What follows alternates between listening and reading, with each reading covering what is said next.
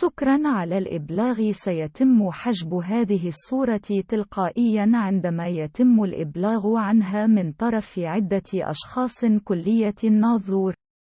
الطالب الباحث سفيان أمزير ينال دبلوم الماستر في القانون بميزة مشرف جدا. أريفين نشر في أريفين يوم 22/01/2023.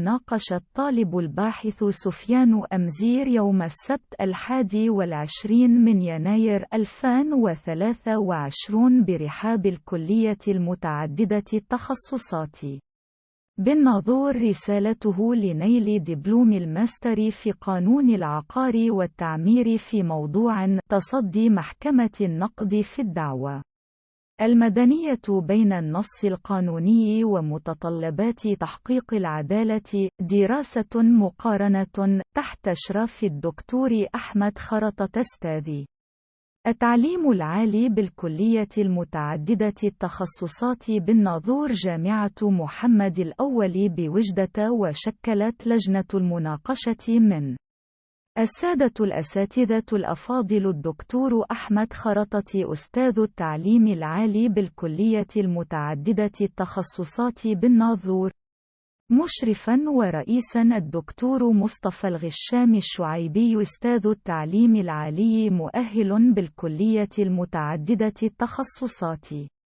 بالناظور، عضوا الدكتور أحمد أحيدار أستاذ زائر بالكلية المتعددة التخصصات بالناظور عضو. وبعد المناقشة والمداولة قررت اللجنة قبول الرسالة ونيل الطالب دبلوم الماستر بنقطة 20/18. لا ذلك، أعرب الأستاذ أحمد خرطة عن سعادته البالغة زائل المجهودات التي بذلها الطالب الباحث وكذا لاحتضان الكلية المتعددة التخصصات بالناظور لمناقشة رسائل الماستر. فهنيئا للطالب الباحث سفيان أمزير بهذا التتويج المستحق، وتحية تقدير واحترام لأعضاء اللجنة العلمية على الإعداد والمناقشة. انقر هنا لقراءة الخبر من مصدره مواضيع ذات صلة.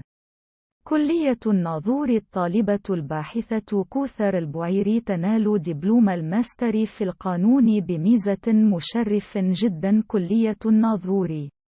الطالبة الباحثة حليمة مفتاح تنال دبلوم الماستر في القانون بميزة مشرف جدا. كلية الناظور. الطالبة الباحثة كريمة الشافعي تنال دبلوم الماستر في القانون بميزة مشرف جدا. كلية الناظور. الطالبة الباحثة هاجر الصقلي تنال دبلوم الماستر في القانون. كلية الناظور. الطالبة الباحثة أحلام ختير تنال دبلوم الماستر في قانون العقار والتعمير.